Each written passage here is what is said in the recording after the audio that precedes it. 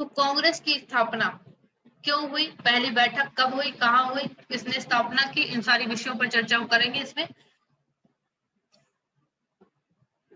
तो हमने अभी तक पढ़ा कि क्यों एक राष्ट्रीय मंच की स्थापना की आवश्यकता महसूस की जाने लगी, क्यों ऐसा लोगों को लगने लगा कि नहीं एक ऐसा मंच होना चाहिए जिससे हम राष्ट्रीय यानी कि अपनी बातों को पूरे देश में एक मंच से राष्ट्र अपनी बातों को रख सके। तो उसके लिए कांग्रेस की स्थापना की जाने लगी की बात की गई। तो भारतीय राष्ट्रीय कांग्रेस की पहली बैठक की बात अगर करें तो भारतीय राष्ट्रीय कांग्रेस की पहली बैठक के आयोजन का श्रेय किसको जाता है, ए ओ ह्यूम को जाता है। अंग्रेज अधिकारी था ए ओ ह्यूम, इसने भारतीय राष्ट्रीय कांग्रेस की पहली बैठक का श्रेय इसी को जाता है। वे अंग्रेज ह्यूम कौन था, ये सेवानिवृत्त अंग्रेज अधिकारी था, सरकारी अधिकारी था, जिन्होंने सेवानिवृत्ति के बाद भारत में ही रहने का फैसला किया था। ठीक है, तो उनका लॉर्ड रिपन से बहुत अच्छा संबंध था और लॉर्ड रिपन के ही शासनकाल में ये मतलब कांग्रेस की स्थापना होती है। ठीक है, और ए होम इसकी अध्यक्षता करता है पहली बैठक का। तो वह उनके इन विचारों से सहमत था, रिपन के विचारों से, और शिक्षित भारतीयों के उदय को राजनीतिक सच के रूप में स्वीकार करना चाहिए वो कहने लगा, और समय अनुसार ऐसा कदम उठाना चाहिए जिससे इस वर्ग की मांगों के लिए एक न्याय संगत निकास की व्यवस्था हो सके। तो इस बात का भी प्रयास होना चाहिए कि उनकी महत्वाकांक्षाएं पूरी हो सके, ये मेयो चाहता था, ये ह्यूम चाहता था। तो उन्होंने कठिन परिश्रम करके अपने सारे संपर्कों को संगठित किया। 14 दिसंबर 1884 के शुरू में रिपन को विदा करने वो मुंबई पहुंचे और वे वहां से करीब 3 महीने ठहरे, और इस अवधि में उन्होंने प्रेसिडेंसी की प्रभावशाली नेताओं से शिक्षित भारतीयों के द्वारा उठाए जाने वाले राजनीतिक कार्यक्रमों के बारे में विचार विमर्श किया। तो मार्च 1885 में ये तय किया गया कि इंडियन नेशनल यूनियन, शुरू में यही नाम अपनाया गया इसमें, ठीक है, स्थापित करने के लिए एक सम्मेलन क्रिसमस सप्ताह के दौरान पूना में आयोजित किया जाएगा। और शुरू में ह्यूम और उसके सहयोगियों ने कलकत्ता में सम्मेलन बुलाने पर विचार किया, और बाद में इन लोगों ने क्या किया, पूना में ही आयोजन करने का निश्चय कर लिया। तो यह जगह देश के केंद्र में थी पूना, और पूना सार्वजनिक सभा की कार्यपालिका ने सम्मेलन की सारी व्यवस्था और कोष की जिम्मेदारी भी ली। तो दुर्भाग्य ये हुआ कि पूना को भारतीय राष्ट्रीय कांग्रेस के पहले अधिवेशन के आतिथ्य के अवसर से वंचित कर दिया गया, ये दुर्भाग्य था। हुआ ऐसा क्यों हुआ, क्योंकि पूना में हैजा फैल जाने से स्थान को इसको बम्बई यानी बम्बई इसको ले जाया गया। ठीक है, वैसे यहाँ कहाँ होने वाला था, पूना में। तो पहली सभा का आयोजन हुआ 28 दिसंबर 1885 को, ये ध्यान रखना, गोकुलदास तेजपाल संस्कृत महाविद्यालय मुंबई में। इंपॉर्टेंट फैक्ट है, कांग्रेस का पहला अधिवेशन कहाँ हुआ या पहली बैठक कहाँ हुई, कांग्रेस का पहला अधिवेशन 28 दिसंबर 1885 को गोकुलदास तेजपाल संस्कृत महाविद्यालय मुंबई में किया गया। इसमें करीब 100 लोगों ने भाग लिया, जिसमें से 72 लोगों ने सदस्यों को मान्यता दी, और 72 लोगों के सदस्यों को मान्यता दी गई, और कांग्रेस अध्यक्ष बनने का पहला गौरव प्राप्त हुआ बंगाल के डब्ल्यू.सी. बनर्जी को। ठीक है, डब्ल्यू.सी. बनर्जी को डब्ल्यू.सी. कांग्रेस के पहले अध्यक्ष थे। ठीक है, पहला अधिवेशन मुंबई में हुआ, 100 लोगों ने करीब भाग लिया, गोकुलदास तेजपाल संस्कृत महाविद्यालय मुंबई में 28 दिसंबर 1885 को इसका प्रथम अधिवेशन हुआ। तो वे पहले 4 भारतीय बैरिस्टर जो डब्ल्यू.सी. बनर्जी थे, वे कौन थे, पहले 4 भारतीय बैरिस्टरों में से एक थे, और उन दिनों के अग्रणी कानूनविद भी थे। ठीक है, तो उनके चुनाव से एक स्वस्थ मिसाल की स्थापना हुई, और अध्यक्ष का चुनाव सम्मेलन के स्थान वाले प्रांत के बाहर होना चाहिए था, ऐसा भी था। तो वो दोनों चीजें, तो ये आप जो तस्वीर देख सकते हैं, यहाँ पहली भारतीय राष्ट्रीय कांग्रेस की जो पहली बैठक हुई थी 1885 में, ये उसी का दृश्य है, आप यहाँ से देख सकते हैं। अध्यक्षीय भाषण की बात करें तो पहले कांग्रेस अध्यक्ष का अध्यक्षीय भाषण कांग्रेस के चरित्र, उद्देश्य और कार्यक्षेत्र की स्पष्टता पर केंद्रित था। अध्यक्षीय भाषण ने कांग्रेस के प्रति होने वाली गलत धारणाओं को दूर करने की कोशिश की गई। ठीक है, तो जो उद्देश्य इसमें परिभाषित किए गए वो क्या थे कि देश के लोगों के बीच मित्रता और आपसी मेल मिलाप को बढ़ावा देना इसका उद्देश्य था। प्रजाति, धर्म, मत, प्रांतों के प्रति पैदा हुए सभी विद्वेषों को दूर करना, राष्ट्रीय एकता की भावनाओं को संगठित करना, शिक्षित वर्गों द्वारा तत्कालीन मुद्दों पर व्यक्त मतों को दर्ज करना और जनहित में उठाए जाने वाले कदमों का निर्धारण करना, ये इसका उद्देश्य था कांग्रेस की स्थापना का। इन मांगों के अलावा अध्यक्ष ने ब्रिटिश शासन के द्वारा भारत को दिए गए कृपादानों का उल्लेख किया और शिक्षित भारतीय सरकार के प्रति पूरे निष्ठावान और तथा शुभचिंतक है, यह भी कहा गया। और उन्होंने इस बात का भी स्पष्ट उल्लेख किया कि कांग्रेस के इस आयोजन का उद्देश्य सिर्फ अपने विचारों को शासन अधिकारियों के पास पहुंचाना है और इन लोगों को षड्यंत्रकारी और कृतज्ञ कहना कहते अनुचित है। तो उन्होंने कहा कि एओ ह्यूम, जिसने पहली अध्यक्ष की बैठक की थी, तो एओ ह्यूम के नेतृत्व को इसलिए स्वीकार किया क्योंकि भारत में ब्रिटिश समुदाय के ज्यादातर सदस्यों को शिक्षित भारतीयों पर भरोसा नहीं है, इसलिए कहते हैं ये भी उन्होंने स्पष्टीकरण दिया, इसलिए उन्होंने ह्यूम के नेतृत्व को स्वीकारा। अंत में अध्यक्ष ने सावधानी पूर्वक कांग्रेस के उद्देश्यों की चर्चा की।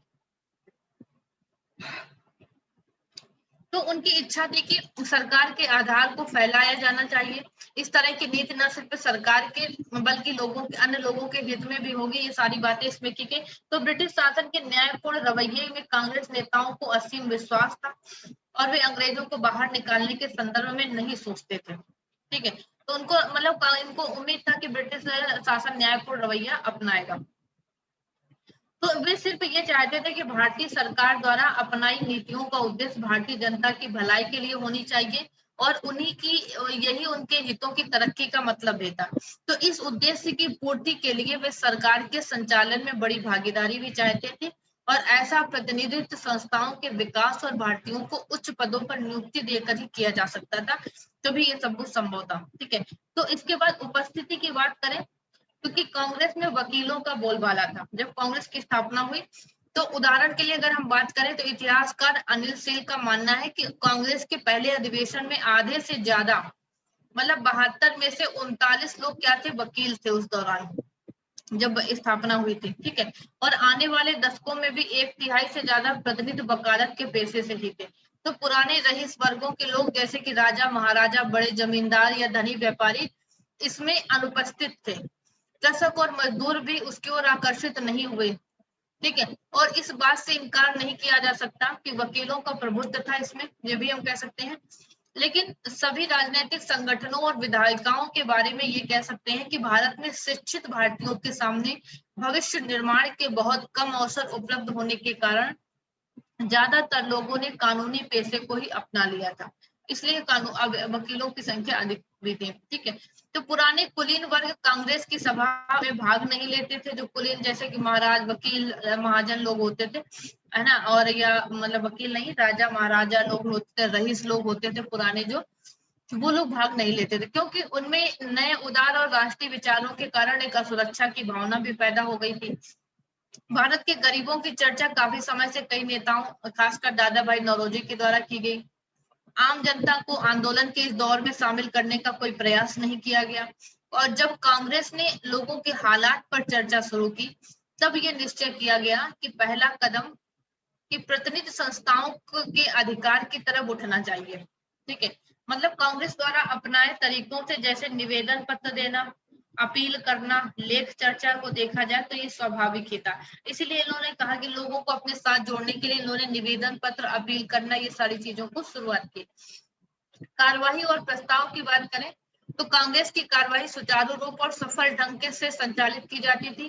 प्रस्तावों को बड़ी कड़ी संसदीय प्रक्रिया के तहत विचार विमर्श के बाद पारित किया जाता था और प्रत्येक प्रस्ताव को एक प्रांत के सदस्य द्वारा रखा जाता था। ठीक है, और फिर क्या था कि तब किसी दूसरे प्रांत के सदस्य द्वारा उसका अनुमोदन होता था और अन्य प्रांत के सदस्य उसका समर्थन करते थे और उनके द्वारा भाषण काफी संयमित होते थे और ब्रिटिश सरकार के प्रति वफादारी भी ये लोग प्रदर्शित करते। ठीक है, तो कांग्रेस का पहला अधिवेशन एक नितांत व्यवसायिक मामला था। इतिहासकार ब्रिटेन मार्टिन लिखते हैं, ने टिप्पणी की थी। ठीक है, इसी तरह की कांग्रेस का पहला अधिवेशन एक व्यवसायिक मामला था। उसी तरह के इंग्लैंड और अमेरिका में होने वाले राजनीतिक संगठनों के लिए ईर्ष्या का विषय हो सकता था। तो ये लिखते हैं मार्टिन। उसके बाद पहले कांग्रेस अधिवेशन ने 9 प्रस्ताव पास किए। कौन कौन से प्रस्ताव थे? पहले प्रस्ताव में भारतीय मसलों की छानबीन के लिए रॉयल कमीशन, जिसमें कि भारतीयों को पर्याप्त प्रतिनिधित्व की नियुक्ति की मांग की गई। दूसरे में सेक्रेटरी ऑफ स्टेट की भारतीय परिषद की समाप्ति की मांग की गई। ठीक है, तो और अगला था कि अन्य प्रस्ताव में संविधान और केंद्रीय प्रांतीय विधायी परिषदों की कार्यवाही को उदारवादी बनाने, ब्रिटेन और भारत में एक साथ सिविल सेवा परीक्षा आयोजित करने और सेना परीक्षा आयोजित कराने और सेना के खर्च को कम करने से संबंधित थी ये सारी चीजें।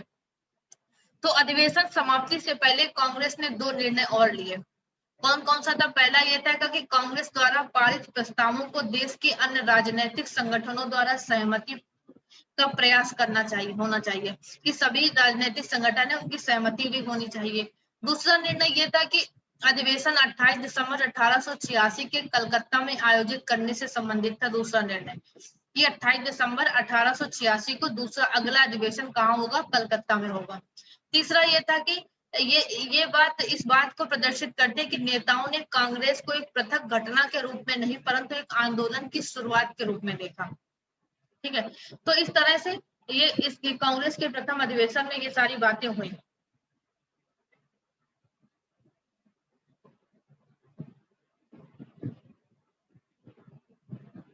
अब कांग्रेस की उत्पत्ति के संबंध में एक विवाद भी हुआ। क्या विवाद था?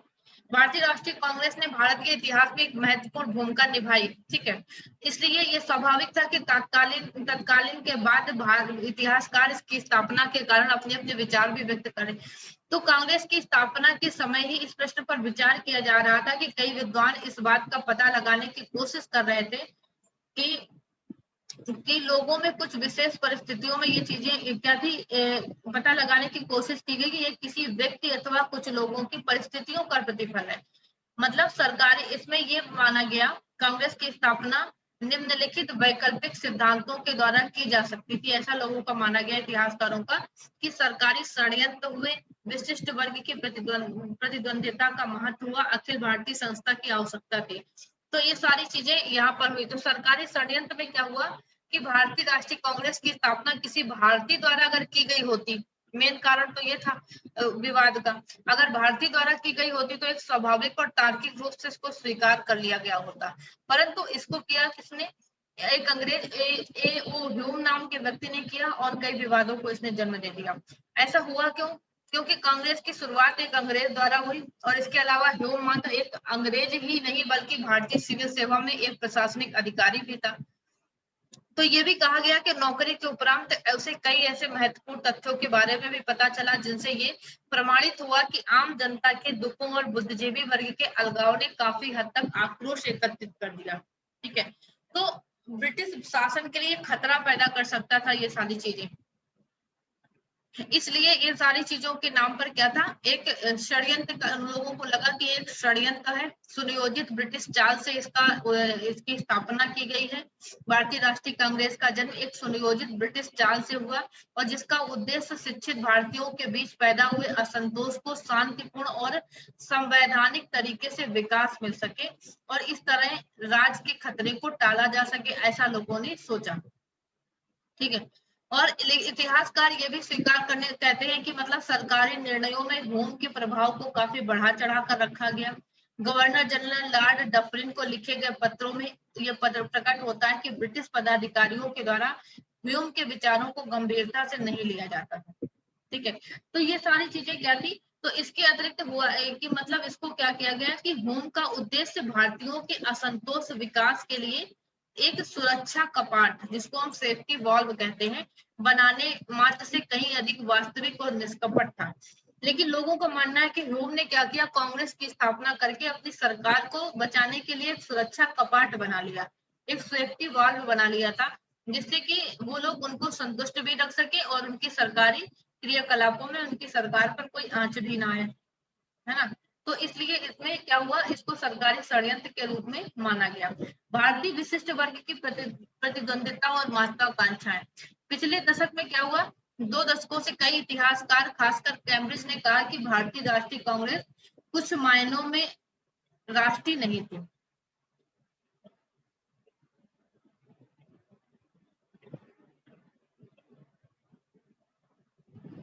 उन्होंने कहा कि ये राष्ट्रीय नहीं थी, ये क्या थी, व्यक्तिगत स्वार्थी व्यक्तियों द्वारा चलाया गया एक आंदोलन था, ऐसा कैम्ब्रिज ने कहा। ठीक है। तो ये उनके आर्थिक हितों और संकीर्ण विवादों की पूर्ति के लिए साधन के रूप में कार्य करता था भारतीय राष्ट्रीय कांग्रेस। लेकिन कहते हैं कि इस विचार का भारत में चुनौती दी गई। उन्होंने ये बताया कि अपने स्वार्थों की पूर्ति के लिए कोई विचार भारत में शक्ति चुनौती दी गई। मतलब कोई विचार मतलब कोई अपने स्वार्थ की पूर्ति के लिए हर कोई शक्ति पाना चाहता है, लेकिन कई अन्य व्यापक कारणों को इसमें नकारा नहीं जा सकता है। तो इस तरह से भारतीय राष्ट्रीय कांग्रेस के संस्थापक और अन्य संगठन भारतीय राष्ट्रीय दृष्टि के अन्य जो आदर्शवाद से प्रेरित थे, जिसके कारण भारतीय राष्ट्र के हित में स्वयं परिवार जाति समुदाय के हितों को अधीनीकरण कर दिया गया। वे राष्ट्रीय दृष्टि को वास्तविकता में बदलने के प्रयास में नए रास्तों को खोजने लगे। तो इन सारी चीजों से ये सारी चीजें भी क्या थी, इनके मतलब इससे भी एक ये सारी चीजें भी इस कांग्रेस की स्थापना के बाद उठी। फिर अखिल भारतीय संस्था की आवश्यकता भी थी। ठीक है, भारतीयों की स्थापना के लिए क्या था कि अखिल भारतीय संस्था की स्थापना भी एक ऐसी संस्था की स्थापना की भी आवश्यकता महसूस की जा रही थी जो पूरे देश का प्रतिनिधित्व कर सके। ठीक है, तो भारतीय राष्ट्रीय कांग्रेस की स्थापना विदेशी शासन की लंबी अवधि के परिणाम स्वरूप पैदा हुए विद्यमान राजनीतिक और सामाजिक आर्थिक परिस्थितियों की ही प्रतिक्रिया थी। ठीक है, 1880 के दशक के दौरान राष्ट्रीय संगठन बनने का विचार काफी हद तक एक रंग ले चुका था और 1885 के अंतिम 10 दिनों में करीब 5 सम्मेलनों का आयोजन देश के विभिन्न भागों में किया गया। ठीक है, तो इससे क्या हुआ कि इंडियन एसोसिएशन द्वारा जो द्वितीय सम्मेलन कलकत्ता में आयोजित किया गया 1885 के दिसंबर के शुरू में, जब पूना सम्मेलन बुलाने की घोषणा की गई तो सुरेंद्रनाथ बनर्जी को अपना सम्मेलन स्थगित करने की राय दी गई। ठीक है, तो इस ऐसी स्थिति में क्या हुई कि 1886 में इसका विलय भी राष्ट्रीय कांग्रेस में हो गया, इंडियन एसोसिएशन का। ठीक है, तो इस तरह से राष्ट्रीय स्तर पर शिक्षित वर्ग के आविर्भाव, उनके व्यक्त विचारों और संगठनात्मक विकास, कांग्रेस के शिक्षित वर्ग के राजनीतिक उद्देश्यों के लिए साथ साथ काम करने की आवश्यकता के परिणाम स्वरूप इसको शुरू किया गया। और एक यह राजनीतिक विचारों के विकास की एक प्रक्रिया थी और 1830 के दशक से शुरू हुए संगठन की प्रक्रिया का ही एक परिणाम था। ठीक है, तो इस तरह से राष्ट्रीय भावना कांग्रेस की राष्ट्रत्व की भावना के विकास में एक महत्वपूर्ण इसने भूमिका निभाई और कांग्रेस का जो स्थापना हुई इसने आगे चलकर विभिन्न आंदोलनों में भाग लिया। तो 1885 में राष्ट्रीय कांग्रेस की स्थापना से क्या हुआ, एक नए युग की शुरुआत हो गई जिसने मात्र 60 वर्षों की अवधि में राष्ट्रीय स्वतंत्रता, संप्रभुता और आत्मनिर्भरता के सपनों को पूरा होते हुए देखा। और ये भारतीय लोगों के बीच बनी रही एकता की भावना का स्पष्ट सूचक थी। और शुरू में कांग्रेस एक राजनीतिक संगठन नहीं था, उसकी ना तो कोई नियमित सदस्यता थी और ना ही कोई केंद्रीय उसका कार्यालय था। ठीक है, लेकिन इसके महान संस्थाओं की हमेशा कहते हैं कि शुरुआत कहाँ से होती है, छोटी होती है। ठीक है, तो इसके जो लोग थे वो नर्म और संतुलित थे। तो ये इस तरह से ये भारतीय राष्ट्रीय कांग्रेस की स्थापना हुई। ठीक है, आज की क्लास में इतना ही। अब इसके बाद कल की क्लास में भारतीय कांग्रेस में जो नरम दल और गरम दल के लोग थे, है ना, क्या थे इनका, और ये कैसे इनका संयोजन हुआ, कौन से नरम दल के थे, कौन से गरम दल के थे, इनमें क्या मतभेद थे, ये सारे विषयों पर कल बात करेंगे।